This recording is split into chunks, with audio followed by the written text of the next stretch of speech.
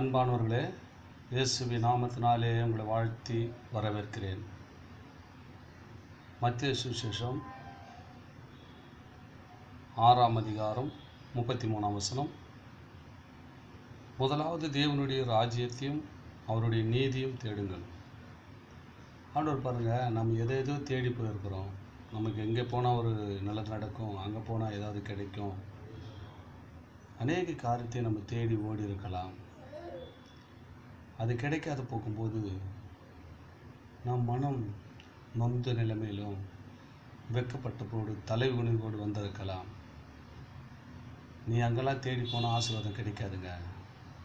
ஆண்டவர் உங்களை பார்த்து தான் சொல்கிறாரு, முதலாவது தேவனுடைய ராஜ்யத்தையும் அவர் நீதியும் தேடுங்க, அப்போது இவைகளெல்லாம் உனக்கு கொடுக்கப்படுன்றார். எவைகள் எல்லாம் நீ எதிர்பார்த்து கொண்டிருக்கிற காரியங்கள், நீ எதற்கெல்லாம் நோங்கி போனீங்களோ, எதெல்லாம் கிடைக்கலன்னு வருத்தத்தோடு இருக்கிறீங்களோ, இது நடக்குமா நடக்க சந்தேகத்திற்குள்ளோ, அதெல்லாம் உங்ககிட்ட வரும்ன்று ஆண்டவர் சொல்கிறார். எப்போ வரும்னு சொன்னால், முதலாவது அவருடைய ராஜ்யத்தையும் அவர் நீதியும் தேடணும்.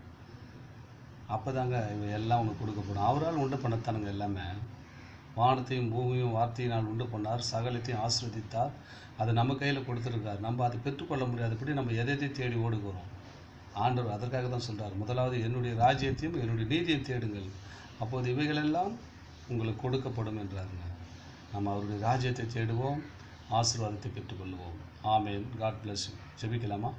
மகா இரக்கமும் கிருபையும் நிறைந்த எங்கள் சர்வ வல்லமையுள்ள பிதாவே, இந்த நாளிலோட கர்த்தாவே, முதலாவது உடைய ராஜ்யத்தை தேடுகிற பிள்ளைகளாய் கர்த்தவர் யாரெல்லாம் தேட முடியாதபடி இந்த நாள் இருந்தார்களோ, இப்போ அவர்களை தேடும்படியாய் இந்த வார்த்தை அவர்கள்கிட்ட புறப்பட்டு போச்சு. இந்த வார்த்தை கேட்டுக்கிற பிள்ளைகள் மத்தியில் முதலாவது தேவனுடைய ராஜ்யத்தையும் நீதியும் தேட, அப்பா, இவர்களுடைய ஆசீர்வாதம் தடையாக இருக்கிற காரியத்தை எல்லாம் அகற்றி போட்டு கர்த்தாவே நீ ஆசீர்வதிக்கும்படியாக நாங்கள் ஜெபிக்கிறோம்.